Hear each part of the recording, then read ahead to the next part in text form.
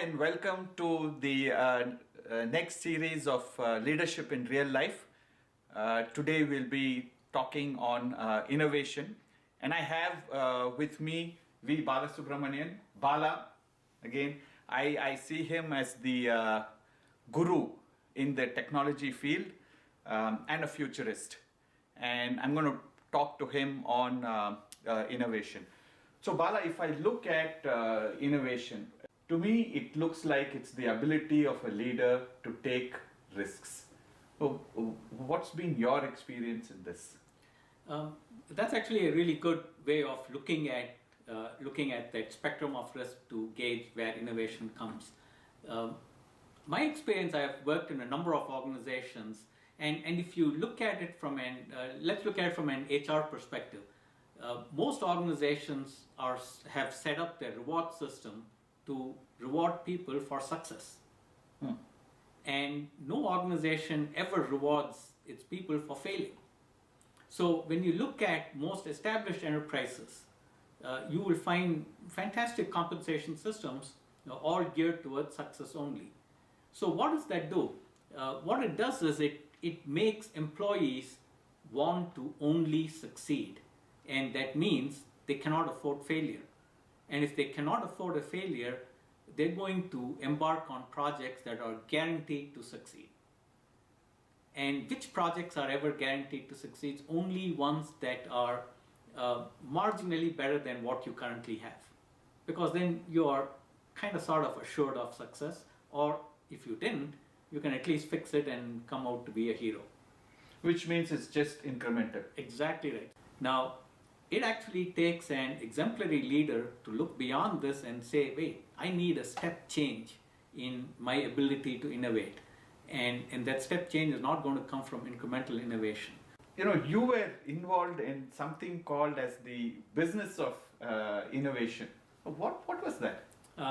It's actually a very interesting concept. So if you look at innovation, an innovation factory, let's say, for want of a better term, where there are many projects, and you grade the projects in terms of risk, as you talked about earlier, going from low risk to high risk, you'll find that a vast majority of projects tend to be in the low risk because of that incrementalism. However, in an innovation factory, what you want is truly innovative products to come out, which means you can't be in the low risk business. You have to be in the high risk business. Now, the hallmark of a high risk business is failure.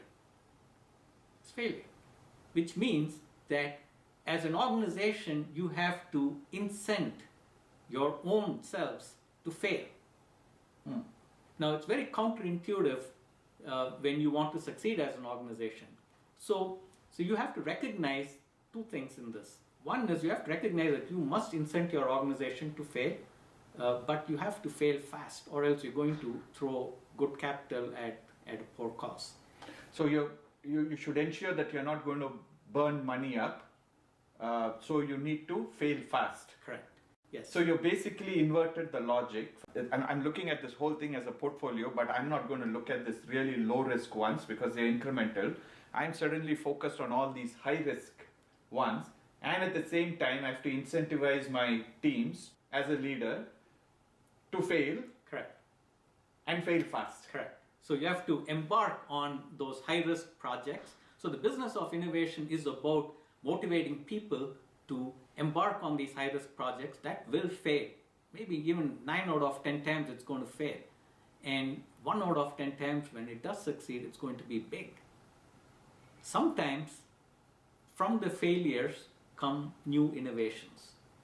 So there's a possibility that you fail and fail fast and potentially use it in some other form of innovation, or you focus on the one that you can succeed and make sure it succeeds. Fail fast also means one, the ability to recognize that I'm failing, or I need to have a timeline to innovation. Right. So is there a timeline to innovation, and have you seen anything like this in real life, a timeline example? Certainly. So before I get to the timeline to innovate, let's just talk about fail fast. If you put the discipline around failing fast, it is about knowing what is the milestone I want to achieve and the pathway to achieving that milestone. In innovation, you often don't know the pathway. So you're projecting a pathway and then you're gauging milestones along the pathway. Now you can miss one, you might even miss two, but if you miss three, you have to wake up and say, is this working really? Mm. And if you've defined 10 milestones to the pathway of success and you've missed three, you really should wake up and then force upon yourself the discipline of, I'm not going to miss four, but I'm not going to take forever to not miss four.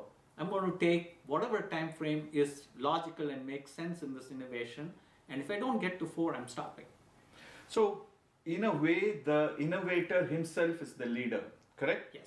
Because he is bringing in some sort of self-discipline. Onus of leadership in this actually comes back to the innovator. Exactly right. And it's that discipline that you're bringing about that causes people to want to continue to fail fast, learn, move on, and then succeed. Now, to go back to your second part of the question around the timeline to innovation, Yeah.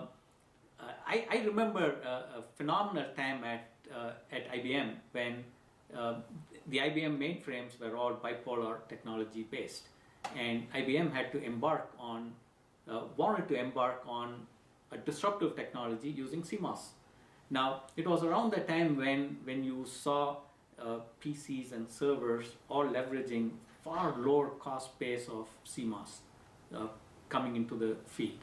And at that point in time that IBM embarked on it, CMOS was maybe not even 1/50th as powerful as the most powerful mainframe that was there with using bipolar technology.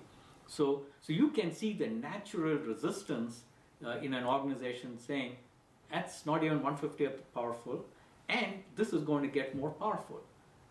So why should we embark on it? This is where the innovative ability of IBM came in when they saw this and said, no, the future is here. And so let's bet on the future. And they bet on the future knowing that it wasn't nearly as functional as what they already had.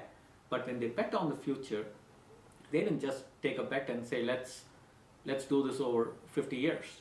Because over 50 years, they make anything succeed. They didn't. They said, we're going to make it succeed in 4 generations of computing. Each generation of computing is roughly 1 to 1.5 years per Moore's law.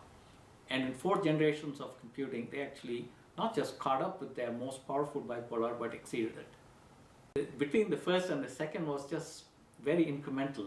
The second to third was slightly better, but the third to the fourth was a huge leap.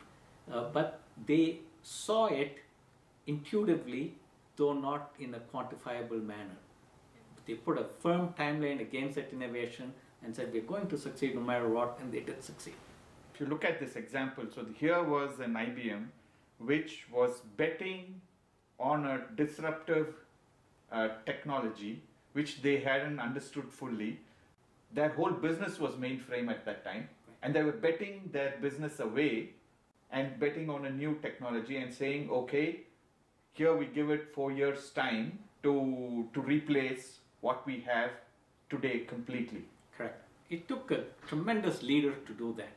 And that's the type of leaders that company grew, fostered, because they saw the power of what the new technology can do, and they were willing to take a huge risk, knowing fully well the effects of failure would be drastic. This is a great example of leadership, the ability to take risks, the ability to foresee and bet on disruption, but most importantly, a leader who's convinced on a certain way forward and is willing to bet everything. I also liked the fact in this example that there must have been an organization that, stood up and supported that leader. So does it need not just a leader who's thinking through and doing it, but also needs a little bit of followership in innovation?